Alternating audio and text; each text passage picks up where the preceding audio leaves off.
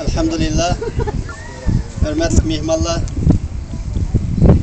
Avustralya'nın arkadaş joylardan yolun içine kelganliginizlar uchun köpten rahmet.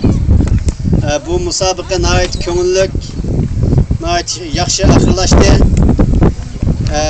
Men mushadiki bizning Sharq Turkiston Uyg'ur masjidining imom bo'lish sifatim bilan hammamizningki inoq ittifoq bo'lib, har qaysi sohada birlashib, bu dunyo va oxiratda oqizlik holatda o'zimizning kimligini, millatimizni va vatanimizni unutmagan holatda Allah'ın aldığı oqizlik yetishimizni tilayman.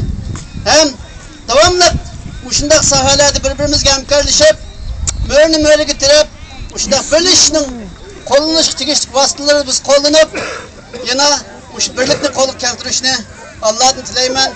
Hozir shuning moslashtirib bir duo qilaman, hamma amin deb turishinglar. Amin. Alhamdulillahi robbil alamin. Vel aqibatu lil muttaqin. Ve la udvana illa alel zalimin. Esselatu vesselamu ala rasulina Muhammed ve ala alihi ve ashabihi ecmaîn. Ey Allah amin. Günahlarımızı keçirsin ya Allah amin. Ata-bobolarımızın günahlarımızı keçirsin ya Allah amin. Bizni mush islom diniga yetaklagan, mush dinni bizga yetkazgan peshqadamlarimizni kechirsin ya Allah amin. Hammasini yotgan yerini jannatdan qilsin ya Allah amin.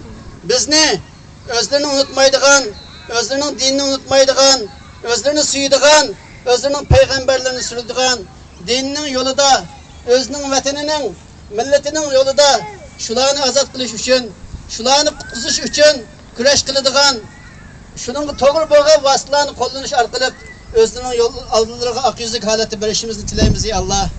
Hammamizni mushot mustahkam qilsizlar, o'zlari aman qilsizlar, hammamizning iymonini mustahkam qilsizlar.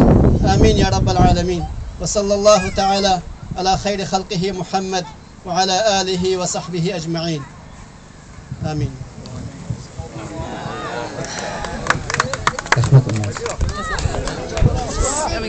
Undaqda qarindoshlar, bu yerdagi rasmiy cho'ng palonlar tugida mumkin bo'lsa yoshlar adletlik yoshlar ma o'zimizning mana yig'ishtirdik